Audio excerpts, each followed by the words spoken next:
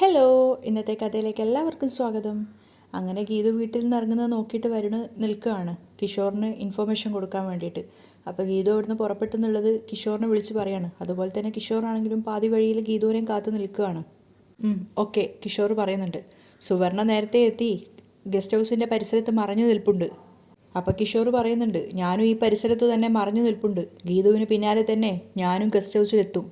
ഞാനും അങ്ങോട്ട് വരുന്നുണ്ട്. പക്ഷേ അകത്ത് വെച്ച് തന്നെ നീ ഗീതുവിനെ ലൈറ്റായിട്ടൊന്ന് അറ്റാക്ക് ചെയ്യണം.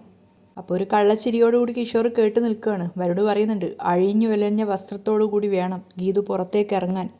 അപ്പോൾ കിഷോർ പറയുന്നുണ്ട്, എൻ്റെ അപ്രോച്ച് അത്ര ലേറ്റായിരിക്കില്ല. അതുകൊണ്ട് തന്നെ വരുൺ സാറ് ഗസ്റ്റ് ഹൗസിലേക്ക് വരാൻ ധൃതി വെക്കൊന്നും വേണ്ട. ഗീതുവിനോടുള്ളൊരു പഴയ കണക്ക് എനിക്ക് തീർക്കാനുണ്ട്. ബാംഗ്ലൂരിൽ വെച്ച് തുടങ്ങി വെച്ചൊരു കണക്ക്. വരുണത് കേട്ട് നിന്ന് ആസ്വദിക്കുകയാണ്. അപ്പോൾ കിഷോർ പറയുന്നുണ്ട്, അത് തീർക്കുമ്പോഴേക്കും സാർ എത്തിയാൽ മതി. മാത്രമല്ല വരുൺ സപ്പോർട്ട് ചെയ്തിട്ട് പറയുന്നുണ്ട്, കണക്കുകൾ എളുപ്പം തീർക്കണം. ചില തീർപ്പാക്കലുകൾക്ക് അമ്മ കൂട്ടു നിൽക്കില്ല. അപ്പോൾ കിഷോർ പൊട്ടിച്ചിരിച്ചുകൊണ്ട് പറയുന്നുണ്ട്, മേഡം ഒരു പെണ്ണല്ലേ, അതിൻ്റെ ഒരു ബുദ്ധിമുട്ടുണ്ടാവും. പക്ഷേ നമ്മൾ ആണുങ്ങൾക്ക് അങ്ങനെയല്ലല്ലോ. മേഡത്തെ ഇങ്ങോട്ടേക്ക് കൊണ്ടുവരണ്ട. ഇനി വരണമെന്ന് വാശി പിടിച്ചാൽ ആ വരവ് ഇത്തിരി അങ്ങ് വൈകിപ്പിച്ചേക്കണം. ഓക്കെ, അത് ഞാൻ ഏറ്റു. പിന്നെ സുവർണ എല്ലാ വീഡിയോയും പകർത്തുന്നുണ്ടെന്ന കാര്യം ഓർക്കണം. അതുകൊണ്ട് നീ അവൾ നിൽക്കുന്ന ഭാഗത്തേക്ക് നോക്കാതെ വേണം അങ്ങോട്ടേക്ക് കയറാൻ. എങ്കിലേ പ്ലാൻഡ് എല്ലാം തോന്നൂ. കിഷോർ പറയുന്നുണ്ട്, അതൊക്കെ ഞാൻ ഏറ്റു. അതൊക്കെ പറഞ്ഞ പോലെ നടക്കും. അപ്പോഴേക്കും ഗീതുവിൻ്റെ വണ്ടി കാണുമ്പോൾ കിഷോർ പറയുന്നുണ്ട്, ഗീതു വരുന്നുണ്ട്. Okay Varun sir. ശേഷം ഭാഗം സ്ക്രീനിൽ. അങ്ങനെ ഗീതുവിനുള്ളൊരു ചതിയും വെച്ചുകൊണ്ട് ഹാപ്പി ആയിട്ടാണ് ആ കോൾ എൻഡ് ചെയ്യുന്നത്. അതിനുശേഷം കിഷോർ ഗീതുവിന് പിന്നാലെ പോവുകയാണ്. ഹോസ്പിറ്റലിൽ എത്തിയപ്പോൾ തന്നെ ഗോവിന്ദ് വെപ്രാളത്തോടു കൂടി മുരളി ഡോക്ടറെ അടുത്തേക്ക് പോകുന്നുണ്ട്. വിജയലക്ഷ്മി മേഡത്തിന് എന്താ പ്രശ്നം അവരോട് ചോദിക്കുകയാണ്. അപ്പം മുരളി ഡോക്ടർ അതിശയത്തോടെ പറയുന്നുണ്ട്, വിജയലക്ഷ്മി മേഡോ, അവർക്കെന്താ പ്രശ്നം? ഞാനൊന്നും അറിഞ്ഞിട്ടില്ലല്ലോ. അല്ല ഡോക്ടർ, എൻ്റെ പെട്ടെന്ന് തിരിഞ്ഞു നോക്കും. അജാസ് ഉണ്ടല്ലോ ബാക്കിൽ തന്നെ. അതുകൊണ്ട് അവർ മനസ്സിലാവണ്ടെന്ന് വിചാരിച്ചിട്ട് പറയും, എൻ്റെ ഒരു റിലേറ്റീവിനെ സീരിയസ് ആയിട്ട് ഇവിടെ എത്തിച്ചിട്ടുണ്ടെന്ന് പറഞ്ഞു. അത് കേൾക്കുന്ന അജാസ് മനസ്സിൽ വിചാരിക്കുന്നുണ്ട്, വിജയലക്ഷ്മി മേഡം സാറിൻ്റെ റിലേറ്റീവാണോ? അപ്പം ഡോക്ടർ പറയുന്നുണ്ട്, ഗോവിന്ദ്, നിങ്ങളുടെ അമ്മ ട്രീറ്റ്മെൻറ്റിനായി ഇവിടെ വന്നിരുന്നു. അപ്പോൾ അജാസ് വിചാരിക്കുന്നുണ്ട്, വിജയലക്ഷ്മി മേഡം ഗോവിന്ദ് സാറിൻ്റെ അമ്മയായിരുന്നോ? അപ്പോൾ ഗോവിന്ദ് ഇങ്ങനെ ഷോക്കായിട്ട് നിൽക്കുകയാണ്. വിജയലക്ഷ്മി വന്നിട്ടുമില്ല, പിന്നെ ആരാ അമ്മ, രാധികാമ്മയാണോ എന്നൊക്കെ വിചാരിച്ച് നിൽക്കുകയാണ്. അപ്പോൾ ഡോക്ടർ പറയുന്നുണ്ട്, അമ്മ ഇവിടെ ഉണ്ടായിരുന്നു, സ്കാനിങ് കഴിഞ്ഞ് റെസ്റ്റിലായിരിക്കും. അപ്പോൾ ഗോവിന്ദിനൊന്നും മനസ്സിലാവുന്നില്ല എന്തൊക്കെയാണ് ഡോക്ടർ പറയുന്നതെന്നുള്ളത്. മാത്രമല്ല അജാസ് വിചാരിക്കുന്നുണ്ട്, ഇപ്പോൾ ഉറപ്പായി വിജയലക്ഷ്മി മേഡം ഗോവിന്ദ് സാറിൻ്റെ അമ്മയായിരുന്നു. പക്ഷേ എന്തുകൊണ്ടായിരിക്കും സാർ അത് ഇത്രയും നാൾ ഒളിപ്പിച്ചു വെച്ചത്? അപ്പോഴേക്കും ഡോക്ടർ സിസ്റ്ററോട് ചോദിക്കുന്നുണ്ട്, സിസ്റ്റർ, ഇദ്ദേഹത്തിൻ്റെ അമ്മയോട് ഇവിടെ വെയിറ്റ് ചെയ്യാൻ പറഞ്ഞില്ലേ, എന്നിട്ട് എവിടെ പോയി? അപ്പോഴേക്കും ഒരു ചായക്കപ്പും കൊണ്ട് ഓടിപ്പാഞ്ഞ് വരികയാണ് വിലാസിനി. ഞാൻ എത്തി സാറേ എന്നും പറഞ്ഞുകൊണ്ട് ഓടിപ്പാഞ്ഞ് വരികയാണ് വിലാസിനി. അപ്പോൾ എല്ലാവരും അങ്ങോട്ടേക്ക് നോക്കുകയാണ്. ഗോവിന്ദിന് കൊല്ലാനുള്ള ദേഷ്യം വന്നിട്ടുണ്ടായിരുന്നു. അപ്പോഴേക്കും വിലാസിനിയും ഗോവിന്ദിൻ്റെ അരികിലേക്ക് വന്നിട്ട് പറയുന്നുണ്ട്, പെട്ടെന്ന് ഷുഗർ കുറഞ്ഞ പോലെ ഒരു ചായയും പഴംപൊരിയും കഴിച്ചു, എനിക്കിപ്പോൾ ആശ്വാസമായി. അപ്പോൾ അജാസ് ദേഷ്യത്തോടെ ഡോക്ടറോട് ചോദിക്കുന്നുണ്ട്, ഇതാണോ ഗോവിന്ദ് സാറിൻ്റെ അമ്മ? ഇത് അമ്മായി അമ്മയാ? അപ്പോഴേക്കും വിലാസിന് ദേഷ്യത്തോടെ കയ്യിലിരിക്കുന്ന കോഫിയുടെ ഗ്ലാസ് അജാസിന് കൊടുത്തിട്ട് പറയൂ, നീ ഇത് പിടിച്ചേ. സാറേ, അമ്മായി അമ്മയായിട്ടല്ല, എന്നെ സ്വന്തം അമ്മയായിട്ടാണ് ഗോവിന്ദ് മോൻ കാണുന്നേ. അപ്പോൾ ഗോവിന്ദ് ഡോക്ടറെ മുന്നിൽ വെച്ചിട്ട് തന്നെ ചോദിക്കുകയാണ്, എന്താ ഉണ്ടായത്? അയ്യോ എൻ്റെ പൊന്നുമോനെ, രാവിലെ മുതൽ മുടിഞ്ഞ തലവേദന, കണ്ണിന് ഭയങ്കര മൂടൽ, കുറച്ച് കാശ് കടം വാങ്ങിച്ച് ആശുപത്രിയിൽ പോകാൻ ഇറങ്ങിയതാ. വഴിയിൽ തല കറങ്ങി വീണു മോനെ, ആരോ ഇവിടെ കൊണ്ടുവന്നാക്കി. അത് കേൾക്കുന്ന സമയത്ത് ഗോവിന്ദിനും അജാസിനൊക്കെ ദേഷ്യം വരികയാണ്. അപ്പം പതറിക്കൊണ്ട് വിലാസിനി പറയാണ്, അപ്പോൾ പിന്നെ മോൻ്റെ പേര് പറഞ്ഞാൽ എല്ലാവർക്കും അറിയാലോ, അതാ മോൻ്റെ പേര് പറഞ്ഞത്. അപ്പോൾ ഗോവിന്ദ് കുറച്ചുകൂടെ അവർക്ക് അരികിലേക്ക് നീങ്ങിയിട്ട് രഹസ്യം പോലെ ദേഷ്യത്തോടെ പറയാണ്, പണത്തിൻ്റെ ആവശ്യം ഉണ്ടായിരുന്നെങ്കിൽ പ്രിയയോടോ ഗീതുവിനോടോ ചോദിച്ചാൽ മതിയായിരുന്നല്ലോ. ഇങ്ങനെ തലകറങ്ങി വീണ് നാണം കെടുത്തണോ? അത് കേട്ട അജാസിന് ചെറുതായിട്ട് ചിരി വരുന്നുണ്ടായിരുന്നു. അപ്പോൾ വിലാസിനി പറയുന്നുണ്ട്, അയ്യോ, ഞാൻ അറിഞ്ഞുകൊണ്ട് തലകറങ്ങി വീണതല്ല, ബോധം കെട്ട് വീണതല്ലേ. അതെ, ഞാൻ എത്ര ദിവസമായിട്ട് ചോദിക്കുവാന്നറിയോ, അവരാരും വിശ്വസിക്കുന്നില്ല. ഒരു കുഴപ്പവും ഇല്ലെന്നാണ് എല്ലാവരും പറയുന്നത്. അവർ കരയാൻ ശ്രമിച്ചുകൊണ്ട് പറയാണ്, സത്യം. അപ്പോഴേക്കും ഗോവിന്ദ് ദേഷ്യത്തോടെ തിരിഞ്ഞ് അജാസിനോട് പറയുന്നുണ്ട്, അജാസെ, ഇവർക്ക് വേണ്ടുന്ന ട്രീറ്റ്മെൻറ്റിൻ്റെ കാര്യം ഒന്ന് ശരിയാക്കണം. അതിനുശേഷം ഗോവിന്ദ് ഡോക്ടറോട് പോയിട്ട് പറയാണ്, ഡോക്ടർ, എത്ര പരിശോധന വേണമെങ്കിലും നടത്തിക്കോ, ക്യാഷ് ഞാൻ തന്നോളാം. അപ്പോൾ വിലാസിന് സന്തോഷത്തോടെ ചിരിക്കുകയാണ്. അപ്പോൾ ഗോവിന്ദ് പറയുന്നുണ്ട്, ഇന്ന് തന്നെ വേണമെങ്കിൽ ഇവിടെ അഡ്മിറ്റ് ആയിക്കോ. അയ്യോ, ഞാൻ ഡ്രസ്സ് എടുത്തിട്ടില്ല. അതേ മോനെ, സർക്കാർ ആശുപത്രിയിൽ പോവാനേ ഞാൻ ലളിത വേഷത്തിലാണ് വന്നത്.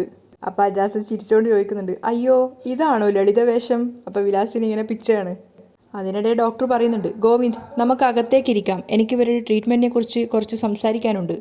അപ്പോൾ ഗോവിന്ദ് കയ്യിലിരിക്കുന്ന വാച്ചിൽ നോക്കുകയാണ്, കാരണം ഗീതു അവിടെ വെയിറ്റിങ്ങിലാണ്. അപ്പോഴേക്കും ഇടയിൽ കയറിയിട്ട് വിലാസിനി പറയുന്നുണ്ട്, അത് പിന്നെ ഡോക്ടറെ സൗകര്യങ്ങളൊന്നും കുറക്കണ്ട, മുന്തിയ ചികിത്സ തന്നെ ആയിക്കോട്ടെ, എൻ്റെ മോനൊരു നാണക്കേടുണ്ടാവരുത്. പിന്നെ വില കുറഞ്ഞ മരുന്നൊന്നും വേണ്ട, കൂടിയത് തന്നെ ആയിക്കോട്ടെ. അപ്പോൾ ഗോവിന്ദ് ദേഷ്യത്തോടെ അവരെ നോക്കുമ്പോഴേക്കും അവർ സംസാരം നിർത്തുകയാണ് പേടിച്ചിട്ട്.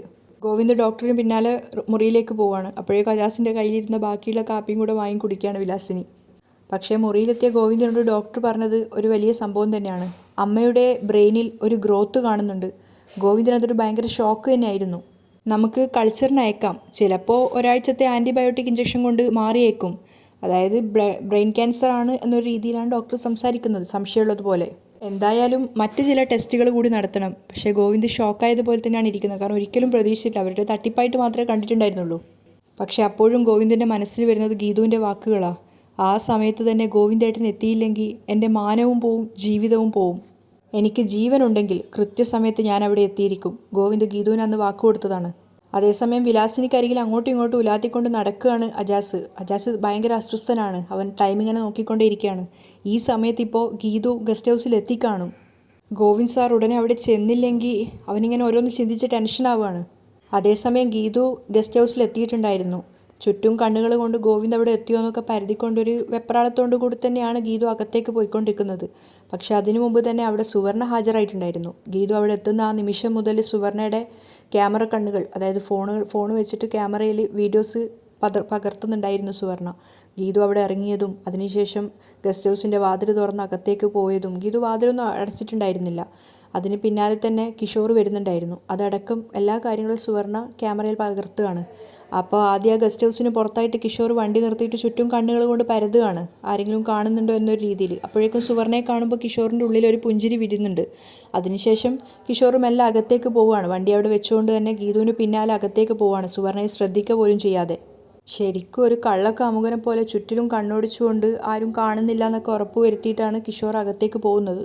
ഗീതുവിന് പിന്നാലെ അകത്തെത്തിയ കിഷോർ അകത്ത് കയറി ഗീതു അടക്കാൻ മറന്നു വെച്ചിട്ടുണ്ടായിരുന്ന ആ വാതിൽ ലോക്ക് ചെയ്യാണ്. അതിനുശേഷം അകത്തേക്ക് കയറുന്ന സമയത്ത് ഗീതു അവിടെ ഫ്ലവർ വേസ് ഒക്കെ സെറ്റാക്കുന്നത് കാണുകയാണ്. അപ്പോൾ ഗീതുവിനെ തന്നെ നോക്കി നിന്നിട്ട് ഒരു കൗശലത്തോടു കൂടി വിസിൽ ചൂളടിക്കുകയാണ്. പെട്ടെന്ന് ഗീതു ഞെട്ടിയിട്ട് തിരിഞ്ഞു നോക്കുമ്പോൾ കിഷോറിനെ കാണുമ്പോൾ ഗീതു ഒന്ന് ഷോക്കാവുന്നുണ്ട്. കിഷോറിന് അവിടെ പ്രതീക്ഷിച്ചതാണെങ്കിലും പെട്ടെന്ന് അവനെ കണ്ടപ്പോൾ ഗീതു ഒന്ന് പരിഭ്രമിക്കുന്നുണ്ട്. മാത്രമല്ല ഗീതു ചിന്തിക്കുകയാണ്, കിഷോർ എത്തി, കണ്ണേട്ടൻ എന്താ എത്താത്തെ? കിഷോർ ഒരു കള്ളച്ചിരിയോടുകൂടി ഗീതുവിന് അരികിലേക്ക് പോവുകയാണ്. അപ്പോൾ ഗീതു ദേഷ്യത്തോടെ അവൻ്റെ അടുത്തേക്ക് വന്നിട്ട് ചോദിക്കുന്നുണ്ട്, ആര് പറഞ്ഞിട്ടാ നീ ഇങ്ങോട്ടേക്ക് വന്നത്? അപ്പോൾ ചിരിച്ചോണ്ട് കിഷോർ പറയുന്നുണ്ട്, നീ എവിടെയൊക്കെ പോകുന്നോ അവിടെയൊക്കെ ഞാനും ഉണ്ട്.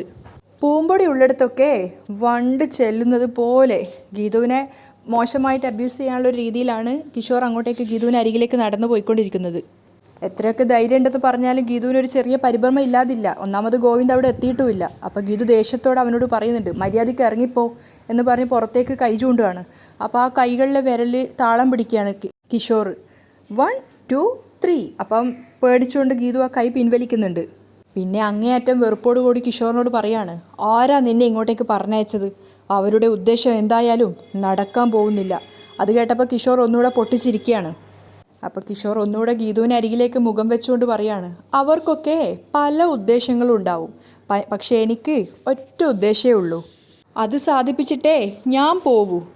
ബാംഗ്ലൂരിലെ ഫ്ലാറ്റിൽ അവസാനിപ്പിച്ചിടത്തു നിന്നും ഞാനിവിടെ വീണ്ടും ആരംഭിക്കുക. ഒരു കൗശലത്തോടു കൂടിയാണ് കിഷോർ സംസാരിക്കുന്നത്.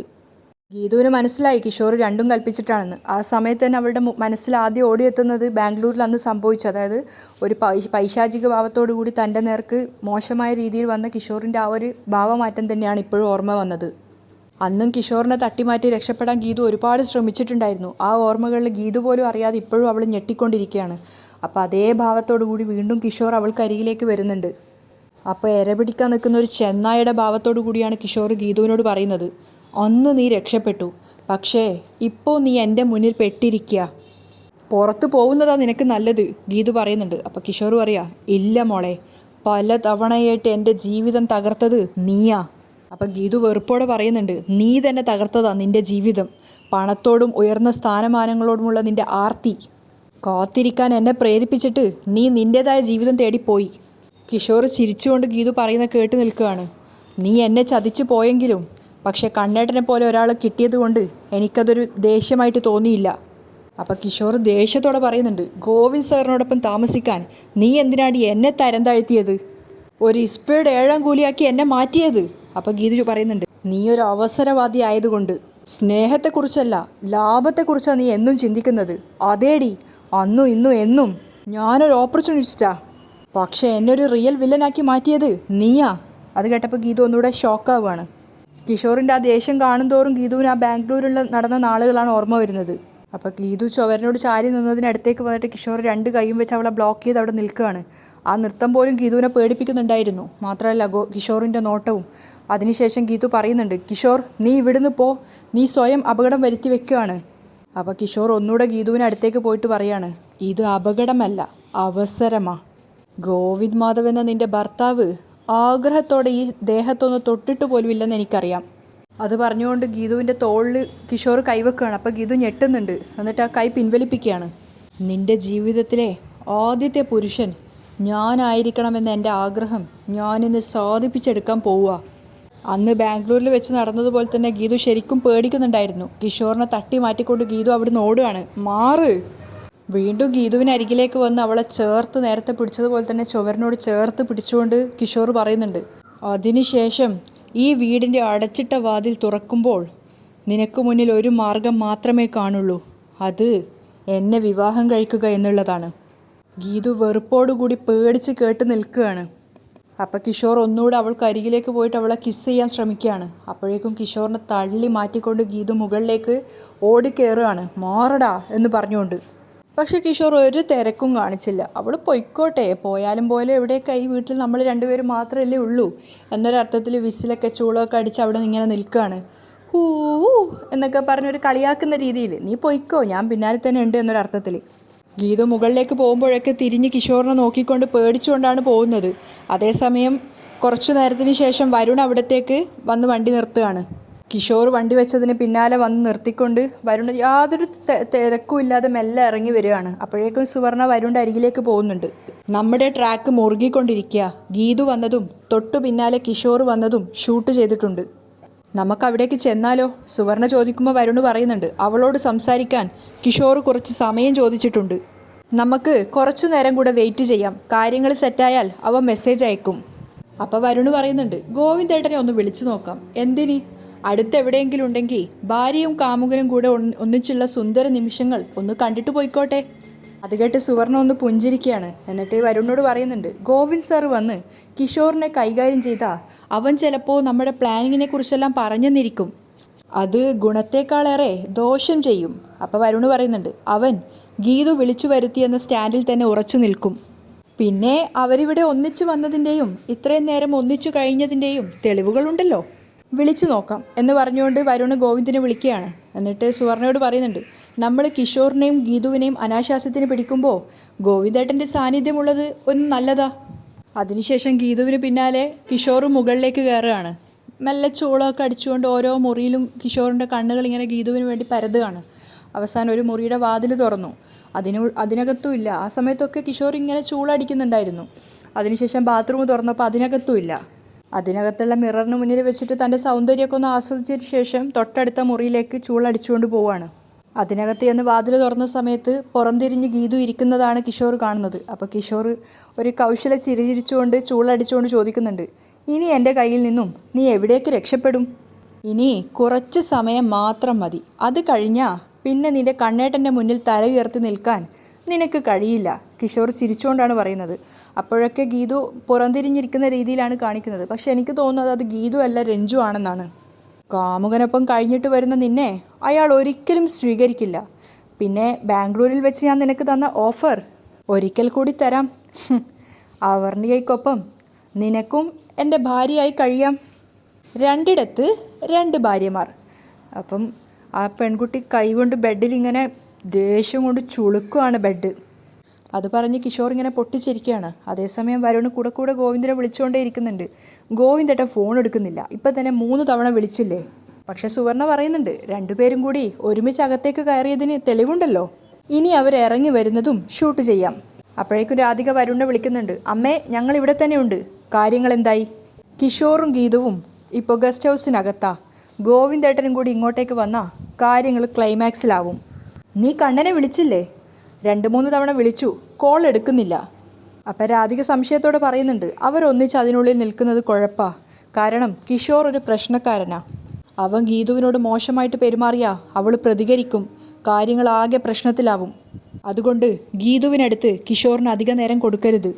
അമ്മേ, ഗോവിന്ദേട്ടൻ ഇവിടെ എത്തേണ്ട താമസമേ ഉള്ളൂ, അത് നോക്കണ്ട. നിങ്ങൾ എത്രയും വേഗം ഗസ്റ്റ് ഹൗസിനകത്തേക്ക് കയറിക്കോ.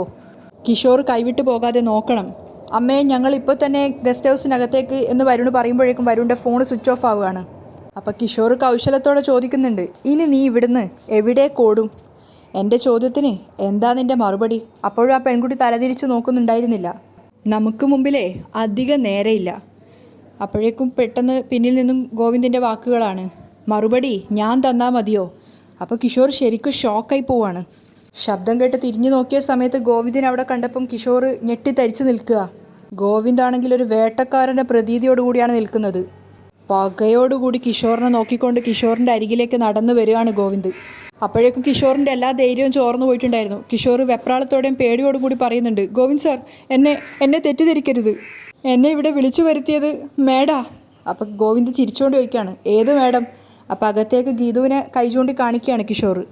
അപ്പോൾ ഗോവിന്ദ് അങ്ങോട്ടേക്ക് നോക്കിയിട്ട് ഒരു പരിഹാസം ചിരിച്ചിരിക്കുകയാണ്. അപ്പോൾ തീർച്ചയായിട്ടും എനിക്ക് ഉറപ്പാണ് കേട്ടോ അത് രഞ്ജു ആയിരിക്കും എന്നുള്ളത്. കാരണം ഗീതു അല്ലാന്നാണ് തന്നെയാണ് എനിക്ക് തോന്നുന്നത്. അങ്ങനെയാണ് ഇന്നത്തെ എപ്പിസോഡ് വൈൻഡപ്പ് ചെയ്യുന്നത്. പക്ഷേ അടിപൊളി എപ്പിസോഡായിരുന്നു കേട്ടോ.